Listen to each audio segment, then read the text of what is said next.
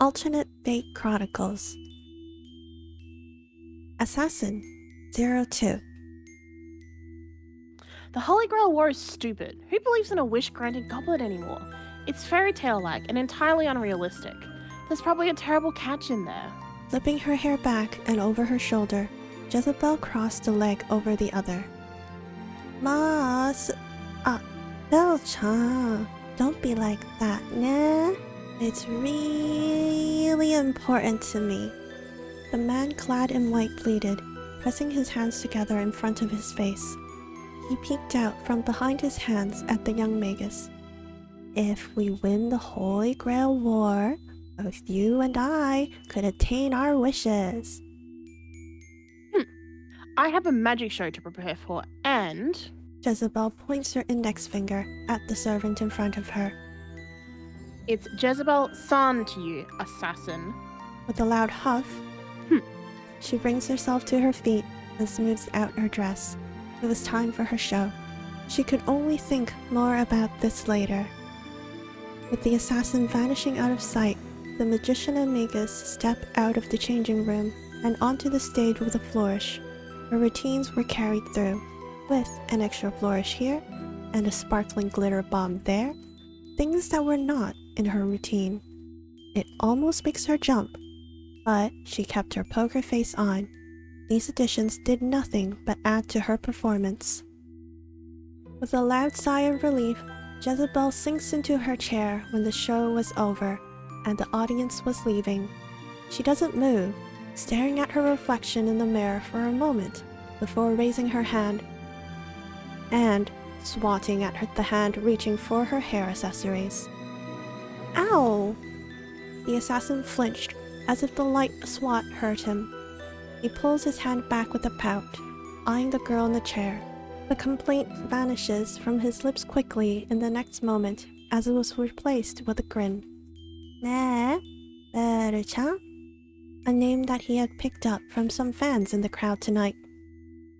Good work tonight, he said sincerely, and as Jezebel's surprised eyes glanced towards him, he looked away, taking a step away and humming to himself.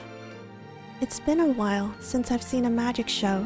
I can see why we're paired up by the Grail. Carefully, he turned around again. I look forward to... Belcha? Jezebel had pulled out her smartphone, checking her messages. It looks like Zane had replied to her text during her show. They haven't had the time to hang out lately. She looked at her calendar, feeling much more energized. It had nothing to do with the compliment she was given. She held her phone a bit tighter. Thank you for helping out during the show today. I didn't know you had an experience with magic shows. It wasn't bad, I guess. Jezebel says, purposely avoiding the gaze of the dejected-looking assassin, who, upon thinking she wasn't listening to him, had gone to be gloomy in the corner of her changing room. As he perks up and starts to glow from the words she would quickly interject.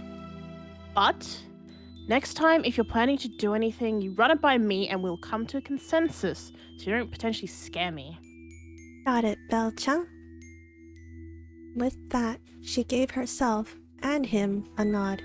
She started to dress down, but paused halfway through, picking the assassin-class servant out of the room before she would change into a different dress.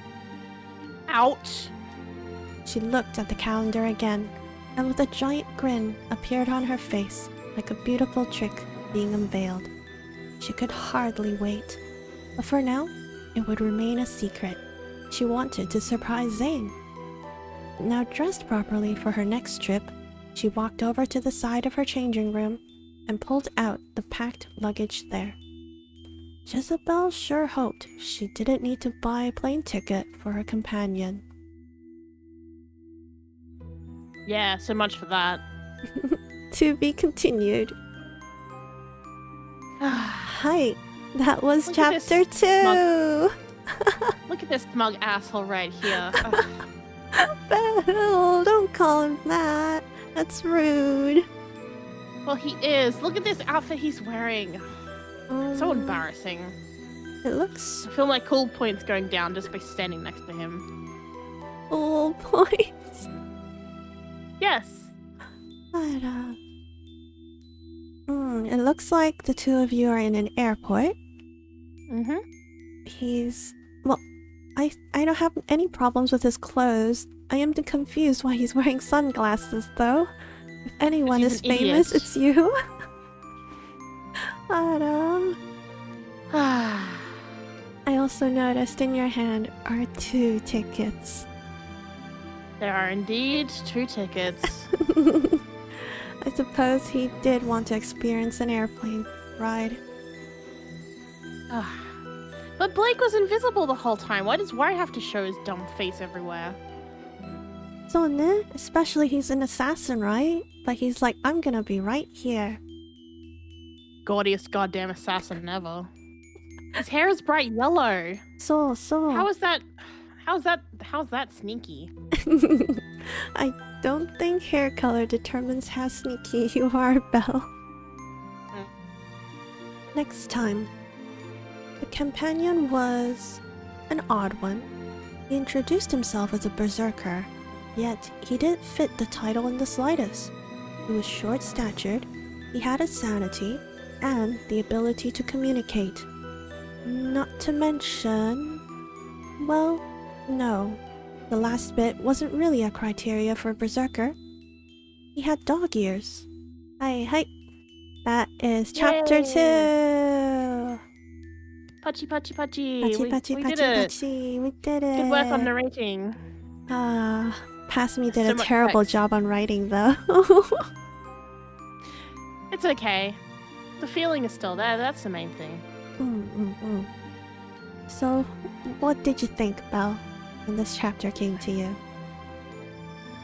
I had war flashbacks to the glitter bombs. Glitter bombs? Oh no. Do you know how hard it is to wash that out of your hair? It was in your hair. Yes, it was. Oh no. Mm-hmm. Glitter for months. So, Sparkly is cute, maybe? I'm not cute. I commit. Hey. But I guess, like it said in the chapter, he is good at what he does. I guess there's a little role reversal here, right? Because normally he's the magician and you're the magician's assistant. But in this case, you're the magician and he's like, I'm gonna help you out. I'm not sure if that's better or worse. Why would you say that? Because at least when he's in charge, I can just leave. You please don't ditch work. Or Hi. See, when I wrote this chapter, it was like very late for me, which the amount of bad writing might have alluded to. But it's also one of my favorite chapters because there's a lot of interactions instead of just time passing by. So, that would be... And also because you're not flustered the whole time. What do you mean? Well, you had to speak as you, but flustered in the previous chapter.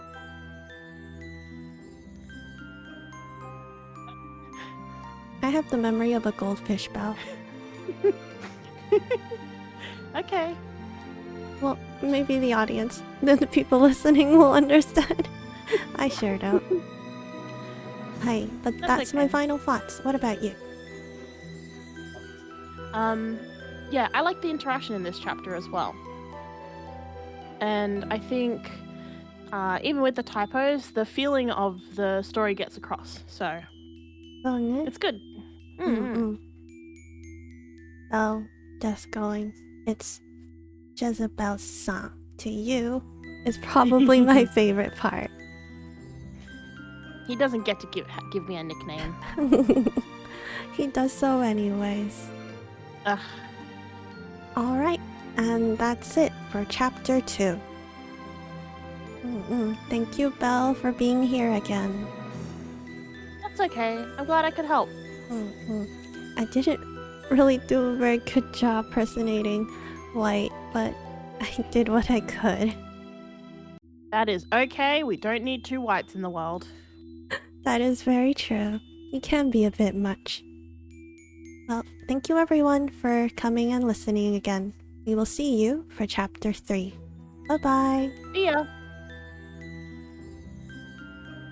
I forgot my line. It's right there. The line's right there, Zane. As in, like, I forgot to read it. He peeked out from behind his hands at the young Magus. Magus?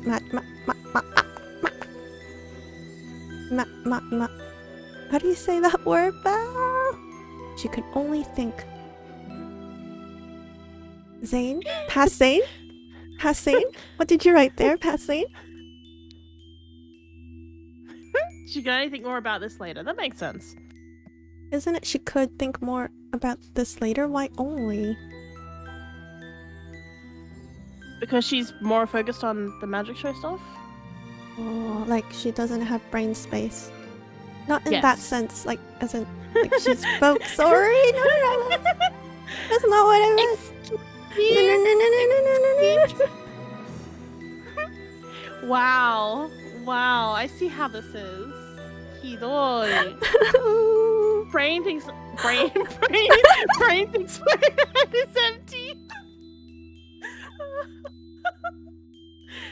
Oh, okay, we're both head empty. It's fine. Let's continue. With a loud sigh of relief, Jezebel sinks into a chair. Into a chair. Mo! Past me! The complaint vanishes from her lips. Her? Her?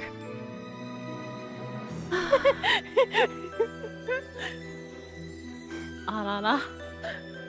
With that, she gave herself and him a nod to herself. Past me does not know how to write. Past me does not know how to write. There's so many typos in this. What?